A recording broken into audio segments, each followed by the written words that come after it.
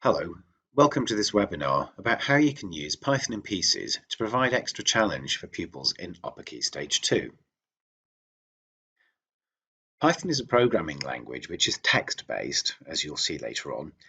It's also a very powerful language which is used by some of the world's most famous websites. So, for example, Google, YouTube, Netflix all use Python to help make them run. So it's certainly something that children could pursue if they wanted to follow a career in computer science. Now, we wouldn't recommend diving into Python in Pieces instead of doing code in Purple and Mash. Rather, if your children have a really firm grasp on the program of study for Key Stage 2, because they've perhaps done code or an equivalent up to Year 6, and they are really confident and familiar with the ideas of variables, selection, repeats, and so on, and they can use those really confidently, then you perhaps want to give them a broader or a more challenging experience. You might have already used devices like Raspberry Pi or Microbit and Crumble, and you're looking for something new. Well, Python Pieces could be just what you're looking for.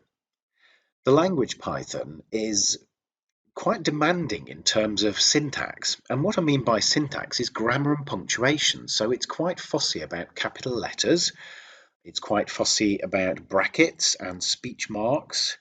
It can be very fussy about colons as well. So it's really important that children have a grasp on block coding and the concepts behind it before they face the challenge of sort of grammar and punctuation being added to the mix as well, if you like. Anyway, I'd like to introduce you now to a video that my colleague Lucy has made, which introduces you to Python in Pieces, and I hope that you'll find it useful. Let's have a look around Python in Pieces. When you log into Python in Pieces or open Python in Pieces from Purple Mash, you'll get the main resources in the centre part of the screen here. On the left-hand side, you can jump straight into developing a new free code project, or you can access the microbit projects. On the right-hand side, you've got Level 1, Level 2 and Level 3. Each level contains a series of 6 sessions and the solutions if you are a teacher. Any of the sessions can be launched straight away or set as a task if you're logged in as a teacher. They can also be shared to Google Classroom if you've got Google Classroom set up. Once you've set tasks, the task will be visible by accessing the Tasks button at the top, and any of the documents saved will be accessible via the Documents area. If you're logged in as a teacher, you'll also be able to see data on your children, and you can access the different lessons to see data for each one. Also at the top, there's a showcase of pre-made games and activities for inspiring children. They've all been rated, and if you access one, you'll be able to access and view the code and run the activity as well.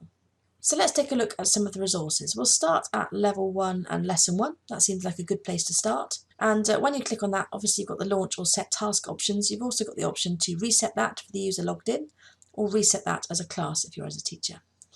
I'm going to launch this one. When you launch the lesson, you'll have an overview of the lesson, a short video here, and on the left-hand side you'll see the information about the lesson and the stages you're taken through. When you click to start the lesson, you're taken to the video, in this case for Stage 1. There's a couple of tasks for Stage 1 on the left-hand side, and when I click play here, it will take me through how I can complete Stage 1. This is the first lesson, so it's likely that you've never seen Python in Pieces before. I'll give you a little tour to start off. If you've done block coding in the past, you'll be familiar with blocks like this. And during the lessons, the number of categories of blocks here will increase, and you'll see the blocks that are relevant to the lesson that you're doing. And to put blocks into your program, you just click on them, or you can drag them. And blocks can click into other blocks. This block can click onto that block. The difference between other block coding programs that you might have used in the past and pip is that this panel here shows the Python equivalent of the blocks. Python is a coding language that is text-based rather than block-based. During these lessons, you'll be learning how to write Python code. So I'm going to open that one now. Obviously the children would watch the rest of the video. You've got the tasks ahead of you. I'm just going to close this one here, and you'll see here that these blocks have already been added for me. It's saying print ABC, so I can put in here hello world, and when I press enter there, you'll see that the text on the right hand side has changed as well. Now I can also add code to this side, so we'll do print and then we'll remember our speech marks. Hello computer. There we go, and you'll see what's happened is the text that I've added in here, the code that I've added in here, has appeared as a block over here on the left-hand side. As the children work through, they can run. If they run their code, you see the code will run and display underneath that. And when they've finished, they can click on Assess. It prompts them to do that. They can click on Assess at the top, and it will show them what they've completed. Sometimes there's a need to self-assess, and that's pointed out here. I can tick that one, and then when the stage is complete, I can move on to the video for the next stage. As you move through the stages, you'll notice the children's knowledge and confidence in Python will increase and the challenges will get more complex. This one is the first lesson in stage 2. It involves a countdown timer at the top there to make a rocket take off. So we've got to add the rocket in. We'll call our sprite here rocket. We've got to add some text onto our clock here at the top. If you want to go back and check your tasks, you can click on this button at the top here and it will bring them up. So done background, we've done the sprite, added the clock. We need minutes text and seconds text, so we need to call this one clock.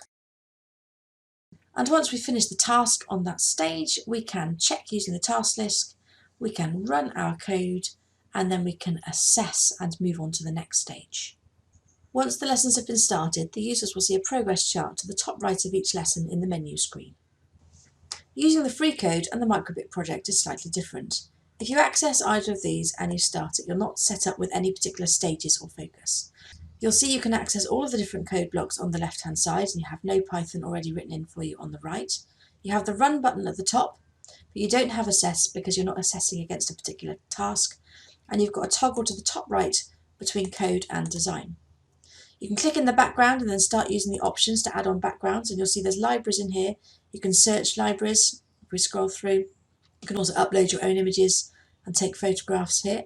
Choose backgrounds. You can add on sprites as well. So this one's been added on as a default Python in Pieces icon. However, if I click edit in the options on the left, I can then browse the existing galleries, but again I can also take a picture, I can upload there.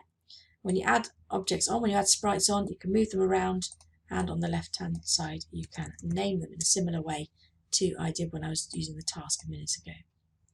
Flipping back to the code, again, if I wanted to add a function, I could simply drag or click on the code piece there.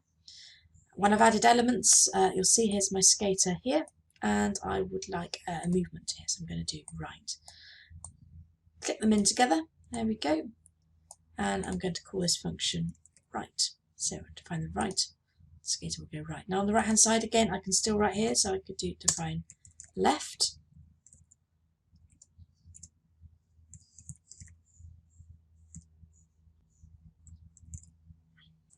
And as you see, when I write code on the right hand side, it appears as code blocks on the left hand side. Now if I run this code, okay, you'll see the functions have been defined. Now I want to do is stop that one, and I'm going to put in a mouse event here. When I click on the skater, that's my there, skater, we're going to execute the function right, in this case run, click on the skater, make him go right.